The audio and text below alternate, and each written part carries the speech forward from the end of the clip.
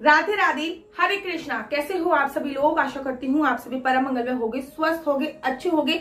सब प्रथम आप सभी को योगिनी एकादशी की अनंत और अनंत शुभकामनाएं। देखिए, हर महीने 2 एकादशी आती है और पूरे साल में 24 एकादशी आती है, लेकिन जिस वर्ष अधिक मास होता है उस वर्ष 26 एकादशी आती है। जैसे कि इस वर्ष अधिक मास है जो कि प्रारंभ हो रहा है 18 जुलाई से लेकर 16 अगस्त तक। तो इस वर्ष जो एकादशी आएंगी वो 26 एकादशी आएंगी।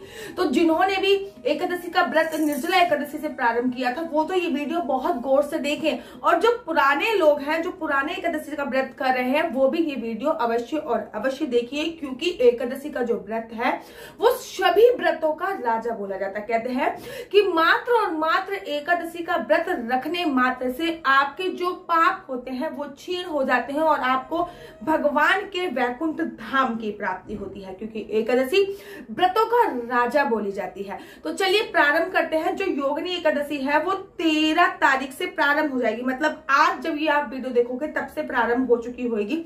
आपको 13 तारीख को भी चावल नहीं खाना है, और मतलब 10वीं तिथि के नियम, लेकिन हम लोग जो व्रत रखेंगे वो 14 तारीख को रखेंगे। अब पूरे दिन आप लोग बोलोगे कि दीदी पूरे दिन एकादशी 13 तारीख की है और 14 तारीख को कुछ क्षण की एकादशी है, तो हम व्रत 13 तारीख को क्यों ना रख के 14 तारीख को क्यों रखें?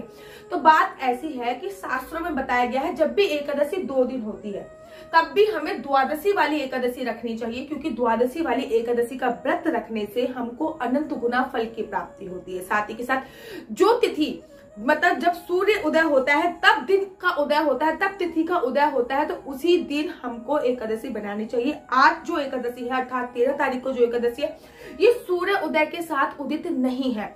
कल की जो एकादशी है वो सूर्य उदय के साथ उदित है। तो ये 2 रीजन होते हैं। आज की जो एकादशी है वो 10वीं युक्त है, अर्थात सुबह सुबह 10वीं थी, जब सूर्य उदय हुआ तब 10वीं तिथि थी, उसके बाद फिर एकादशी लगी है। कहते हैं 10वीं तिथि युक्त एकादशी का व्रत रखने से राक्षसों का बल बढ़ता है, लेकिन द्वादशी तिथि युक्त एकादशी का व्रत रखने से देवताओं का बल बढ़ता है। तो हमें राक्षसों का बल नहीं बढ़ाना है।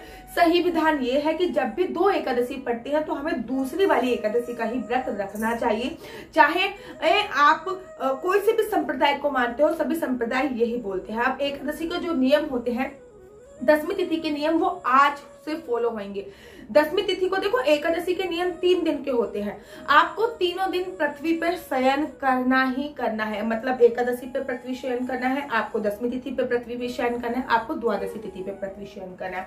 आपको तीनों के तीनों दिन संभोग क्रिया नहीं करनी है, अर्थात अपने हस्बैंड से थोड़ा सा दूरी बनानी है 10वीं तिथि पर, एकादशी पर, द्वादशी पर, क्योंकि ये जो नियम होते हैं ये 3 दिन के होते हैं। आपको तीनों दिन लहसुन, प्याज, मांस, मदिरा का भोजन नहीं करना है, अर्थात अगर आपके घर पे नॉनवेज खाया जाता है, क्योंकि अगर मैं ये कहूं कि सारे ही वैष्णव भक्त जो एकादशी का व्रत रखते हैं तो ऐसा नहीं है। कोई कोई लोग नॉनवेज भी खाता है लेकिन फिर भी एकादशी का व्रत रखता है। तो आपको लहसुन, प्याज, मांस, मदिरा का सेवन इन तीनों दिन नहीं करना है, एकादशी वाले दिन, द्वादशी वाले दिन और 10वीं वाले दिन। आपको चावल का उपयोग 2 दिन नहीं करना, 10वीं तिथि पर और एकादशी पर। द्वादशी वाले दिन जो होते हैं वो भगवान का भोग ही चावल से लगाया जाता है और चावल को ही भगवान को समर्पित किया जाता है।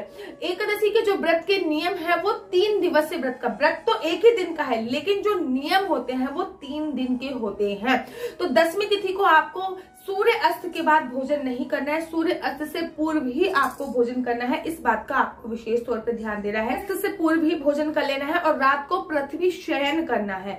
फिर आपको एकादशी वाले दिन सुबह सुबह ब्रह्म मुहूर्त में उठना है। उठने के बाद स्नान इत्यादि करने के तत्पश्चात आपको व्रत का संकल्प लेना है। आपने अगर निर्जला एकादशी पे ये संकल्प ले लिया कि आपने 11 व्रत रखना है, तब भी आपको हर एकादशी पे संकल्प लेना बहुत ज्यादा जरूरी है। आपको हर एकादशी पे संकल्प लेना है। संकल्प जो समान होता है वो आप जो सूर्य भगवान को जल देते हो उस लोटे में डाल देना होता है। फिर वो जल सूर्य भगवान को देकर उसमें जो सामग्री बची होती है वो किसी पौधे में डाल देनी होती है। ठीक है, आपको वैसे तो चावल से संकल्प लिया जाता है, लेकिन एकादशी है तो चावल से संकल्प ना लेके हम तिल से संकल्प ले सकते हैं। ठीक है, तिल का उपयोग कर सकते हैं, सुपारी का उपयोग कर सकते हैं, फूल का उपयोग कर सकते हैं, और जिसमें दक्षिणा होती है उसमें कुछ दक्षिणा और मिला के द्वादशी वाले दिन हमें किसी ब्राह्मण को दान देना चाहिए। सही मायने में नियम यही होता है। एकादशी पर एकादशी का महात्म अर्थात एकादशी की कथा पढ़ना अनिवार्य होता है। एकादशी पर आपको भगवान विष्णु का एक प्रिय भोग होता है, जैसे कि निर्जला एकादशी पर भगवान विष्णु का जो प्रिय भोग था वो आम था। आम का भोग लगाने से बगुला की योनि नहीं मिलती है, ठीक है।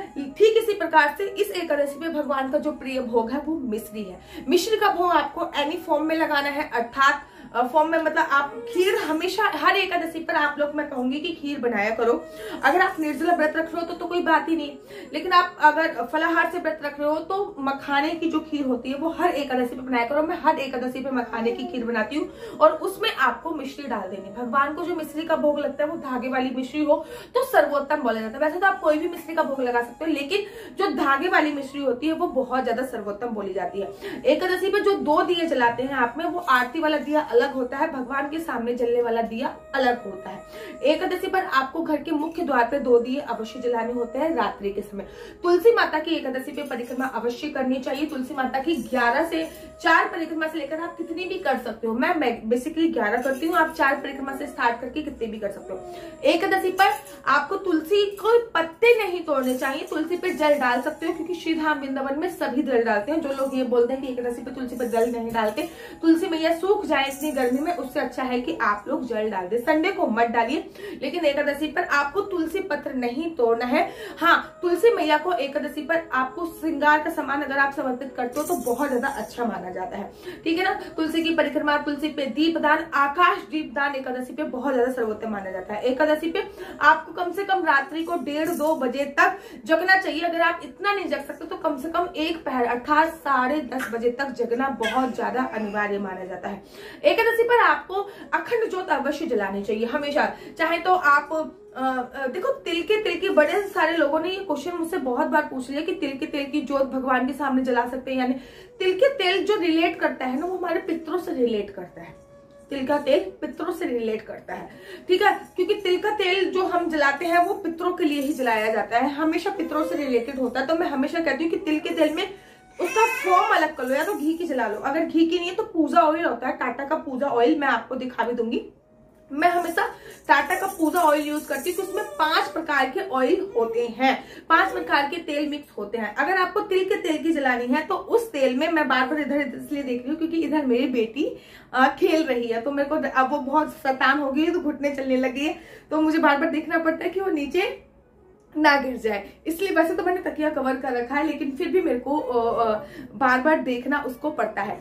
तो अगर तिल का तेल के ही आपको जलाने तो उसको सबसे पहले उसमें आपको घी डालना चाहिए। प्रॉपर तिल के तेल की ज्योत नहीं जलानी चाहिए। अखंड ज्योत एकादशी पे जलाना बहुत ज्यादा शुभ होता है। किसी भी प्रकार का वास्तु दोष आपके घर पे होता है तो अखंड ज्योत जलाने से वो वास्तु दोष खत्म हो जाता है, और साथ ही के साथ वो मनोकामना वाली ज्योत होती है। आप कोई भी विश मांगकर एकादशी पर ज्योत जला सकते हैं। एकादशी पर जो मनोकामना वाली ज्योत जलाई जाती है, आपको ये ध्यान रखना होता है कि वो जो ज्योत होती है वो कलावे की बनानी चाहिए, लाल की ज्योत। एकादशी पर माता लक्ष्मी की भी पूजा का विधान होता है। देखो, विष्णु भगवान की पूजा तो हो ही रही है, लेकिन अगर आप माता लक्ष्मी की पूजा भी करोगे तो आपको अपार धन संपदा की प्राप्ति होती है, संपदा की प्राप्ति होती है। साथ ही के साथ आपको इस बात का भी ध्यान रखना होता है कि एकादशी का जो पारायण है, पारायण का एक पर्टिकुलर टाइम होता है, उस टाइम पे ही आपको व्रत खोलना होता है, वो मस्ट और मस्ट इंपॉर्टेंट होता है। जैसे कि एकादशी का, ये वाली जो एकादशी आ रही है योगिनी एकादशी, इसके जो व्रत का पारायण का समय है वो पारायण का समय 5:30 बजे से लेकर